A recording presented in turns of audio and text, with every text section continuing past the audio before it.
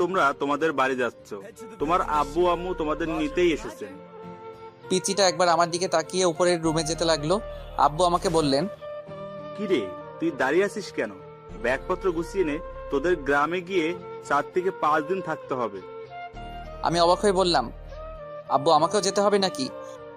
হ্যাঁ বাবা, বিয়ের পর শ্বশুর বাড়ি গিয়ে কয়েকদিন থাকতে হয়, এটাই নিয়ম। আর তাছাড়া তুমি সেখানে যাচ্ছ, সেটা তো শুধু তোমার শ্বশুর বাড়ি না, তোমার নিজেরও বাড়ি। চাচা, বলছিলাম কি আমি না গেলে কি হয় না? না, হয় না। যা, তাড়াতাড়ি গিয়ে রেডি হয়ে নে। অতপর বাধ্য হয়ে আমাদের গ্রামের বাড়ি মানে শ্বশুর বাড়ি আসতে হলো। গাড়ির গেটের ভিতর ঢুকতেই অবাক হয়ে গেলাম।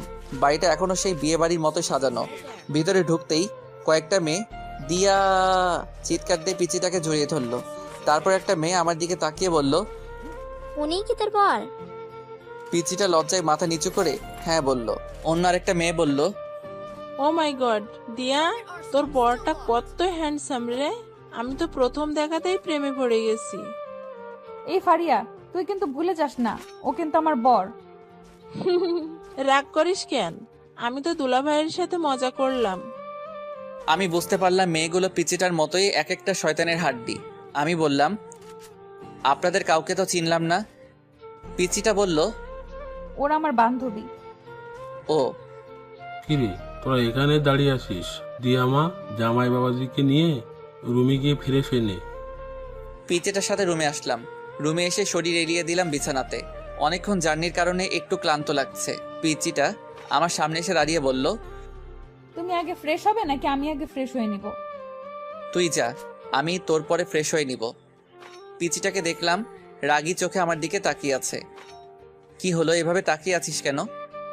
আমাদের মধ্যে কি কথা হয়েছিল? কি? তুমি আমাকে কথা দিয়েছিলে না আমরা যে কটা দিন একসাথে থাকবো সে কটা দিন স্বামী স্ত্রীদের মতো থাকবো। তাহলে তুমি আমাকে এখনো তুই তুই করে ডাকছো কেন? তুমি আমাকে পিচ্চি ডাকতে পারো, তাতে আমার কোনো সমস্যা নেই, কিন্তু এই তুই তুই করে ডাকবে না। আমার কেন জানি তোমার মুখে তুই ডাকটা সহ্য হয় না। ওকে, চেষ্টা করব। চেষ্টা করবা মানে? আচ্ছা রে বাবা, তুমি করে ডাকবো, খুশি? অনেক খুশি। পিচি শয়তান নিয়ে একটা। পিচিটা একটা হাসি দিয়ে বাথরুমে চলে গেল। কিছুক্ষণ পর পিচিটা গোসল করে বেরিয়ে আসলো। আমি হা হয়ে পিচিটার দিকে তাকিয়ে রইলাম। পিচিটা লজ্জা পেয়ে আমাকে বলল, কি দেখছো? আমি এবার হাসিতে ফেটে পড়লাম। কেন হাসছি বুঝতে পারছে না তো? দাঁড়ান, আগে একটু হেসে নিই, তারপর বলছি। পিচিটা একটা শাড়ি পরে বের হয়ে আসছে। পরে আসছে বললে ভুল হবে, বলতে হবে পেঁচিয়ে আসছে। কোথায় শাড়ির মাথা, কোথায় শাড়ির আঁচল, কোনো ঠিক ঠিকানা নাই। এমনভাবে পরে আসছে মনে হচ্ছে এখনই খুলে পড়ে যাবে। পিচিটা যেখানে শাড়ির কুচি দেওয়া হয় সেখানটায় হাত দিয়ে ধরে দাঁড়িয়ে আছে। পিচিটার পেট দেখা যাচ্ছে, তাই লজ্জায় লাল হয়ে আমার সামনে দাঁড়িয়ে আছে। এটা কি পরছো? বলেই হাসতে হাসতে আবার বিছানায় গড়াগড়ি খেতে লাগলাম। তুমি খুব খারাপ দেখছো, আমি শাড়ি পরতে পারছি না আর তুমি দাঁত খিলিয়ে হাসছো। হা, সরি, আমাকে দে, আমি ঠিক করে দিচ্ছি। সত্যি তুমি আমাকে পরিয়ে দিবে? লজ্জায় লাল হয়ে বলল কথাটা। আমার কি যে লজ্জা লাগছে, আবার খুশিও লাগছে। না, আমি শুধু ঠিক করে দিব, এদিকে আয়। আবার তুই করে ডাকছো? আচ্ছা ঠিক আছে, এদিকে আসো। পিচিটা একটা হাসি দিয়ে আমার কাছে এগিয়ে আসলো। আমি প্রথমে পিচিটার আঁচল ঠিক করলাম। পিচিটার শরীরে আমার হাত লাগতেই পিচিটা কেঁপে উঠলো। তারপর পেটের নাভিসহ কিছুটা অংশ বেরিয়ে এসেছিল। সেই জায়গায় শাড়ি দিয়ে ঢাকতে গিয়ে আমার হাত লেগে গেল ওর পেটে। পিচিটা ছিটকে আমার থেকে সরে পিছিয়ে গেল। আমি বললাম, কি হলো, এভাবে পিছিয়ে গেলে কেন? কিছু না। বলেই পিচিটা আবার আমার দিকে এগিয়ে আসলো। আমি এবার পিচিটা যে জায়গায় হাত দিয়ে ধরে রেখেছিল সেটা ওর হাত থেকে নিলাম। আমি ওর হাত থেকে নিয়ে শাড়ির কুচিটা দিতে লাগলাম। কুচি দিয়ে যেই ওর নাভির নিচে গুজতে যাব তখনই পিচিটা আমার হাত ধরে ফেললো। এটা আমাকে দাও, আমি পারবো। আমি আর কিছু না বলে ওর হাতে কুচিটা ধরিয়ে দিলাম। পিচিটা কুচি হাতে নিয়ে বাথরুমে ঢুকে গেল। কিছুক্ষণ পর পিচিটা বাথরুম থেকে শাড়িটা ঠিক করে বেরিয়ে আসলো। পিচিটার চোখ দুটো লাল হয়ে অনেক ফুলে আছে। সরি, তোমার চোখ মুখ এরকম লাগছে কেন? তুমি কি কান্না করছিলে নাকি? কি বলো কি? আমি কান্না করতে যাব কেন? ও আচ্ছা, এতক্ষণ পিচিটাকে আমি ভালো করে খেয়াল করি নাই। এখন চোখ পড়তে আমি হা করে তাকিয়ে রইলাম। পিচিটাকে শাড়িতে এত সুন্দর মানিয়েছে যে আমি লিখে বোঝাতে পারবো না। কালো শাড়ির কালো চুলগুলো ছেড়ে আসছে পিচিটা, একদম মায়াবতী লাগছে পিচিটাকে। পিচিটা আমার তাকানো দেখে লজ্জা পেল। কি দেখছো? তোমাকে খুব সুন্দর লাগছে। এই কথা বলতে গিয়েও কিছু একটা ভেবে আটকে গেলাম। নিজেই নিজেকে বলতে লাগলাম, আমি এসব কি ভাবছি? ও তো একটা পিচ্চি মেয়ে, ও তো আমার চাচাতো বোন, আমি তো কোনোদিনও ওকে বউ হিসেবে মেনে নিতে পারবো না, তাহলে কেন আমি ওর দিকে এরকমভাবে তাকিয়ে আছি? পিচিটা আবার বলল, কি হলো, কি ভাবছো? কিছু না বলেই আমি বাথরুমে ঢুকে গেলাম। শাওয়ার ছেড়ে অনেকক্ষণ গোসল করলাম। গোসল শেষে মনে হলো শিট, আমি তো টাওয়েল সাথে আনি নাই। পরনে যে কাপড়গুলো নিয়ে বাথরুমে ঢুকেছিলাম সেগুলো ভিজিয়ে ফেলেছি। এখন আমি বাথরুম থেকে বের হই কিভাবে? বাথরুমের দরজা কিছুটা ফাঁক করে দেখলাম পিচিটা কোথায় আছে।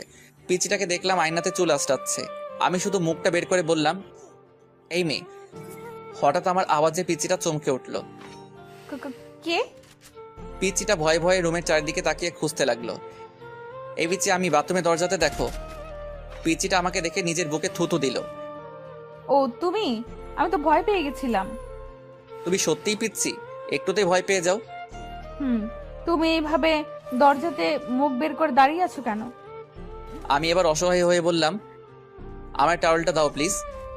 পিচিটা একটা হাসি দিয়ে ব্যাগ থেকে টাওয়েল বের করে আমার হাতে এনে দিল। থ্যাংক ইউ বলে ঠাস করে দরজাটা লাগিয়ে দিলাম। তারপর আরো 3 দিন এই বাড়িতে থেকে আমাদের বাড়িতে চলে আসলাম। বাড়িতে আসার পরের দিন থেকেই পিচিটা কলেজে যেতে শুরু করলো। পিচিটাকে প্রতিদিন সকালে ওর কলেজে দিয়ে আমি আমার ভার্সিটিতে চলে যাই, আবার আসার সময় সাথে করে বাড়িতে নিয়ে আসি। এখন পিচিটার সাথে স্বাভাবিকভাবে কথাবার্তা বলি। আজকে সকালে একটু বেশি ঘুম পাচ্ছে। পিচিটা সে কখন থেকে আমাকে ডাকছে, কিন্তু আমি ঘুমে চোখই খুলতে পারছি না। পিচিটা অনেকক্ষণ ধরে আমাকে ডাকতে ডাকতে হাঁপিয়ে গেল। এবার পিচিটা রেগে বলল, তুমি উঠবে নাকি আমি আব্বুকে ডেকে নিয়ে আসবো? বলেই পিচিটা রুম থেকে বেরিয়ে যেতে লাগলো। আমি আব্বুর কথা শুনে ঘুম ঘুম চোখে পিচিটাকে ডাক দিলাম, এই পিচি শয়তানি, দাঁড়াও, আমি উঠছি, আব্বুকে ডাকতে হবে না। অনেক কষ্ট করে ঘুম থেকে উঠে ফ্রেশ হতে গেলাম। ফ্রেশ হয়ে এসে রেডি হয়ে নিচে এসে দেখি পিচিটা আগে থেকেই রেডি হয়ে বসে আছে। আমি হালকা কিছু নাস্তা করে পিচিটাকে নিয়ে বাড়ি থেকে বের হলাম। আমি বাইকে বসে পিচিটাকে বললাম বাইকে উঠে বসতে, কিন্তু পিচিটা উঠছে না, আমার দিকে তাকিয়ে আছে। কি হলো, এভাবে তাকিয়ে আছো কেন? দেরি হয়ে যাচ্ছে তো। তুমি এত সুন্দর কেন? বলে আমার চুলগুলো এলোমেলো করে দিল। চোখ থেকে সানগ্লাসটা নিয়ে নিজের ব্যাগের ভিতর ঢুকিয়ে নিল। এই পিচ্ছি, আজকে তোমার কি হয়েছে? এসব কি করছো? দাও, আমার গ্লাসটা দাও। না, দিব না। তোমাকে এত স্মার্ট হয়ে থাকতে হবে না। কলেজের কয়েকটা নির্লজ্জ মেয়ে তোমার দিকে কিরকম হা করে তাকিয়ে থাকে, সেটা আমার সহ্য হয় না। ও তাই নাকি? আচ্ছা ঠিক আছে, এখন তাড়াতাড়ি ওঠো, দেরি হয়ে যাচ্ছে। বাইকে উঠতে উঠতে বলল, কি ঠিক আছে? কিছু না, এত কথা বলো কেন? বাইক স্টার্ট দিয়ে এক টানে পিচিটার কলেজে চলে আসলাম। পিচিটা বাইক থেকে নামার পর আমি বললাম, এই পিচি শোনো, কি? কলেজ শেষ হওয়ার পর একটু সামনে এগিয়ে গেলেই আমাকে পাবে। তুমি একটু হেঁটে চলে এসো প্লিজ, আমার কিছু কাজ আছে, আমি আবার ঘুরে এদিকে আসতে পারবো না। আচ্ছা। পিচিটা কলেজের গেটের ভিতর ঢুকে গেল। আমি বাইক স্টার্ট দিয়ে কিছুটা এগিয়ে দেখি সায়ান মুখটা মলিন করে বসে আছে, আর আবির, রিহান, রাকিব সায়ানকে সান্ত্বনা দিচ্ছে। আমি সায়ানের কাছে যেতে যেতে বললাম, কিরে মজনু, তোর লাইলি এখনো আসে নাই? আমি কাছে যেতেই সায়ান আমাকে জড়িয়ে ধরে কান্না করতে লাগলো। প্লিজ বন্ধু, তুই কিছু একটা কর, আমি জেনিয়াকে ছাড়া বাঁচবো না। জেনিয়া হলো সায়ানের গার্লফ্রেন্ড। 3 বছর ধরে ওদের রিলেশন, দুজন দুজনকে অনেক ভালোবাসে। কিছুদিন পর জেনিয়ার বিয়ে, কিন্তু জেনিয়া না পারছে ফ্যামিলি ছেড়ে সায়ানের কাছে চলে আসতে, না পারছে সায়ানকে ছাড়া অন্য কাউকে বিয়ে করতে। আজ জেনিয়া সায়ানের সাথে লাস্ট দেখা করতে আসছে। লাস্ট দেখা করবে সেই কথা শুনেই রাতে সায়ান আমাকে ফোন করে জানিয়ে দিয়েছিল। অনেকক্ষণ অপেক্ষার পর জেনিয়া আসলো। আমাদের সবাইকে দেখে কিছুটা অবাক হলো। আমি বললাম, জেনিয়া এদিকে আসো।